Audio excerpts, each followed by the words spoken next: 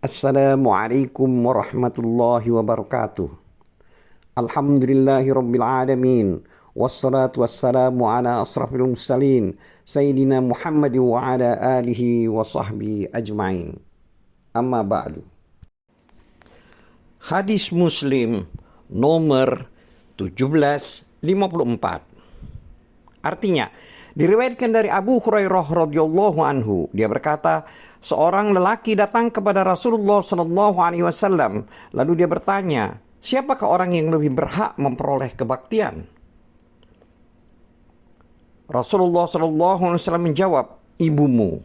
Orang itu bertanya lagi, lalu siapa?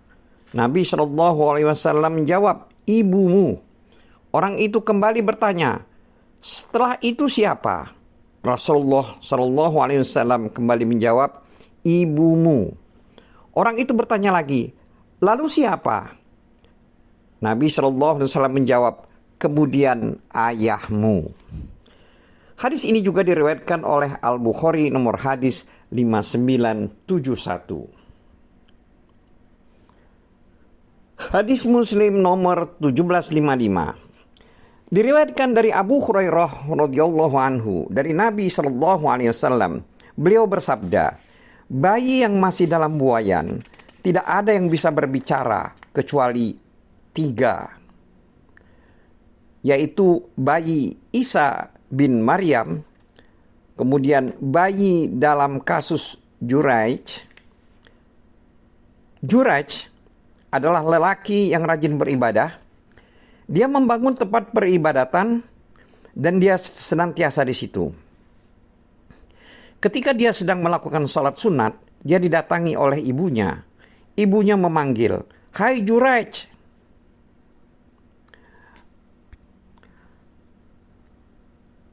Kata Juraij, ya Tuhan, ibuku atau sholatku?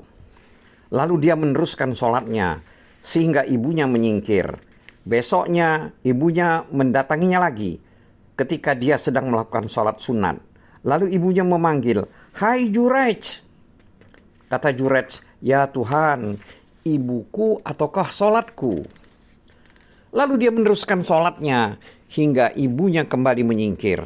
Besoknya ketika dia sedang melakukan sholat sunat, dia didatangi oleh ibunya. Ibunya memanggil, hai Juraij.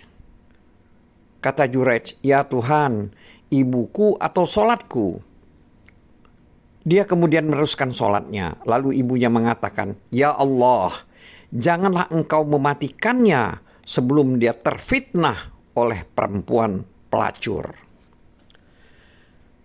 Bani Israel sering menyebut-nyebut Juraij karena ibadahnya. Lalu ada seorang perempuan pelacur yang sangat cantik mengatakan, kalau kalian menginginkan, aku akan menfitnah Juraij demi kalian. Sabda Rasulullah SAW selanjutnya, pelacur itu menggoda Juraij. Tetapi dia tidak mempedulikannya. Lalu pelacur itu mendatangi lelaki pengembala yang berlindung di tempat peribadatan Juraij, sehingga dia berhasil memikatnya. Lalu lelaki itu berzina dengannya. Lalu perempuan itu hamil. Setelah melahirkan, pelacur itu mengatakan, ini akibat perbuatan Juraij. Maka orang-orang pun menggerebek Juraij dan merusak tempat peribadatannya. Bahkan juga memukuli Juraij. Juraij bertanya, mengapa kalian lakukan itu? Mereka menjawab, karena kamu telah berzina dengan pelacur ini, sehingga dia melahirkan anak akibat perbuatanmu. Juraij bertanya, mana bayi itu? Mereka membawa bayi itu. Lalu Juraij memohon, izinkan aku melakukan sholat. Juraij melakukan sholat.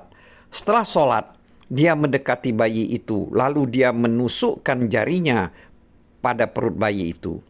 Juraij bertanya, hai anak kecil, siapa ayahmu? Bayi itu menjawab, si Fulan, seorang pengembala.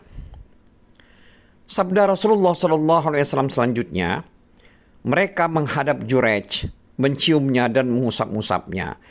Kata mereka, kami akan membangunkan kembali tempat peribadatanmu dari bahan emas dan perak. Kata Juraij, jangan, kembalikan saja seperti semula dari tanah liat. maka mereka pun melaksanakannya. Ketiga, seorang bayi sedang menyusu ibunya. Ada seseorang lelaki lewat dengan naik hewan tunggangan yang bagus dan berbagian bagus pula. Kata ibu bayi itu, "Ya Allah, jadikanlah anakku ini seperti orang itu." Maka bayi itu berhenti menyusu, lalu menghadap dan memandang lelaki tersebut. Lalu bayi itu berkata, "Ya Allah, janganlah engkau menjadikanku seperti lelaki itu." Setelah itu bayi tersebut menyusu lagi. Kata Abu Hurairah radhiyallahu anhu, "Sepertinya aku melihat Rasulullah sallallahu alaihi wasallam menceritakan susuan bayi itu dengan memperagakan jari telunjuk beliau yang beliau hisap dengan mulut beliau." Sabda Rasulullah sallallahu alaihi wasallam selanjutnya, orang-orang menyeret dan memukuli seorang perawan. Kata mereka, "Kamu telah berzina dan mencuri." Kata perawan itu, "Hanya Allah penolongku, dialah sebaik-baik penolong." Lalu ibu bayi tersebut mengucapkan, "Ya Allah, janganlah engkau jadikan anakku seperti perempuan itu." Maka bayi itu berhenti menyusu, lalu memandang perempuan tersebut. Kemudian bayi itu mengucapkan, "Ya Allah, jadikanlah aku seperti perempuan itu." Demikian ucapan ibu dan bayinya itu saling berlawanan. Lalu ibu tersebut mengatakan kepada bayinya, "Sialan kau, tadi ada seorang lelaki gagah yang mewah lewat, lalu aku ucapkan, 'Ya Allah, jadikanlah anakku seperti lelaki itu.' Tapi kemudian kamu mengucapkan, 'Ya Allah, janganlah engkau menjadikanku seperti lelaki itu.' Dan tadi ada seorang menyeret seorang perawan sambil mereka pukuli dan mereka katakan, 'Kamu telah berzina dan mencuri.' Lalu aku ucapkan, 'Ya Allah, janganlah engkau jadikan anakku seperti perempuan itu.' Tetapi lalu kamu mengucapkan, 'Ya Allah, jadikan aku seperti perempuan itu.'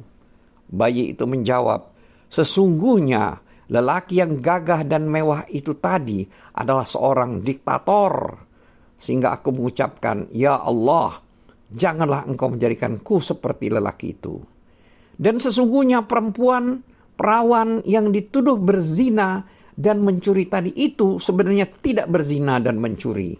Maka aku mengucapkan, Ya Allah, jadikanlah aku seperti perempuan itu." Hadis ini juga diriwayatkan oleh Al-Bukhari, nomor hadis 3436. Hadis Muslim nomor 1756. Artinya diriwayatkan dari Abdullah bin Amr bin Ash radhiyallahu anhu. Dia berkata, seorang lelaki menghadap Nabi SAW lalu mengatakan, "Aku berbaiat kepada Anda untuk berhijrah dan berjihad agar aku memperoleh pahala dari Allah Azza wa Jalla." Rasulullah SAW bertanya, "Apakah salah satu dari dua orang tuamu ada yang masih hidup?" Lelaki itu menjawab, "Iya, bahkan dua-duanya." Rasulullah SAW bertanya lagi, "Kamu menginginkan pahala dari Allah Azza wa Jalla?" Lelaki itu menjawab, "Iya." Rasulullah SAW menjawab, "Pulanglah ke kedua orang tuamu dan berbaktilah kepada mereka berdua." Hadis ini juga diriwayatkan oleh Al-Bukhari, nomor hadis 3004. Hadis Muslim nomor 1757. Artinya, diriwayatkan dari Al-Mughirah bin Syu'bah radhiyallahu anhu dari Nabi SAW. Beliau bersabda, "Sesungguhnya Allah Azza wa Jalla melarangmu durhaka kepada ibu, menguburkan hidup anak perempuan, menghalangi hak orang lain, dan meminta-minta." Allah Azza wa Jalla membencimu karena 3 hal. Menyebarkan isu negatif, banyak bertanya, dan menyia-nyiakan harta. Hadis ini juga diriwayatkan oleh Al-Bukhari nomor hadis 2408. Hadis Muslim nomor 1758. Diriwayatkan dari Abu Hurairah radhiyallahu anhu. Dia berkata, Nabi SAW bersabda, rugi besar dia. Rugi besar dia. Rugi besar dia. Lalu ditanyakan, siapa dia ya Rasulullah? Nabi SAW menjawab, orang yang pada usia dewasa mempunyai kedua orang tua yang masih hidup, baik salah satu dari keduanya atau keduanya, tapi kemudian orang tersebut tidak masuk surga. Sebagai keterangan, yaitu dengan tidak berbakti kepada orang tua, maka seseorang akan masuk. Dengan berbakti kepada orang tua, maka seseorang akan masuk surga. Kalau orang tuanya masih hidup, tetapi seorang tidak masuk surga, berarti dia tidak berbakti kepada orang tuanya.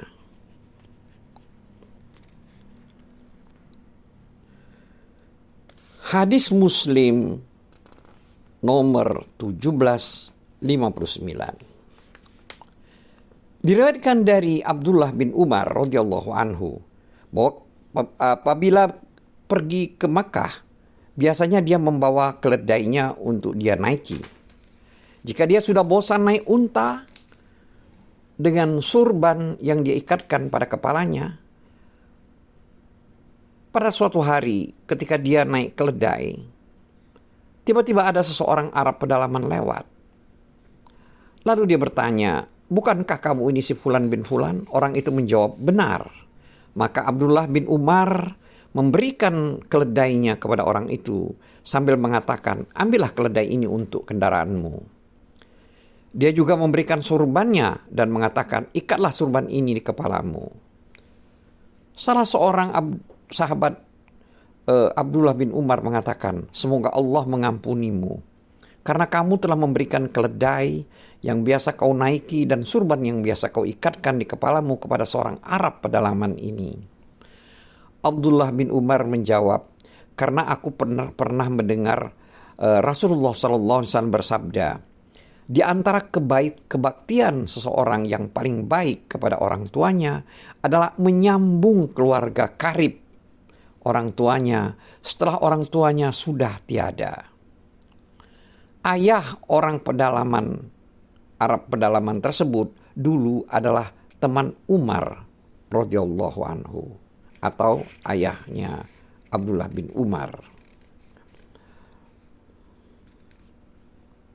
Hadis Muslim nomor 1760. Diriwayatkan dari Aisyah istri Nabi SAW. Dia berkata, aku didatangi seorang perempuan dengan 2 orang anak perempuannya. Lalu dia meminta kepadaku, tapi tidak ada yang dia peroleh dariku kecuali sebiji kurma yang aku berikan kepadanya. Lalu dia terima sebiji kurma tersebut. Kemudian dia bagi antara 2 anak perempuannya tanpa dia makan sama sekali. Setelah itu dia pergi bersama 2 anak perempuannya. Lalu Nabi SAW masuk ke rumahnya. Lalu dia ceritakan kepadanya tentang perempuan tersebut. Maka Nabi SAW bersabda, barang siapa diuji dalam mengasuh anak-anak perempuan, lalu dia mengasuh mereka dengan baik, maka anak perempuan itu kelak akan menjadi penghalangnya dari api neraka.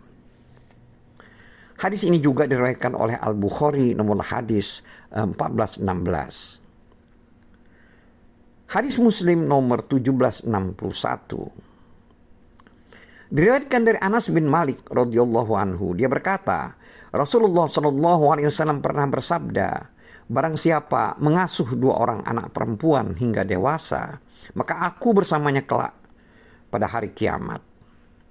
Rasulullah SAW merapatkan jari-jarinya.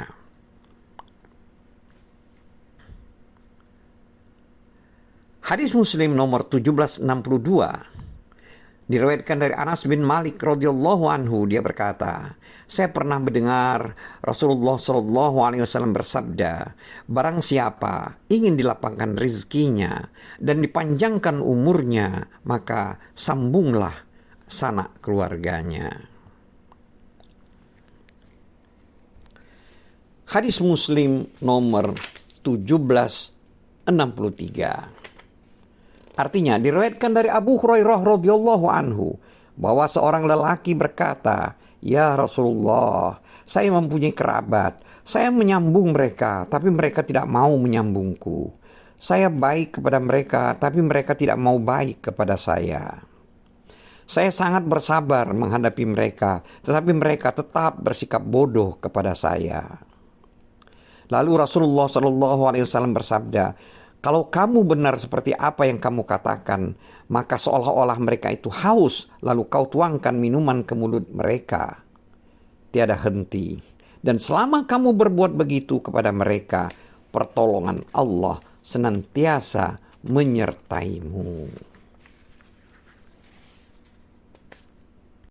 Wallahu a'lam bissawab. Wabillahi taufiq wal hidayah. Wassalamualaikum warahmatullahi wabarakatuh.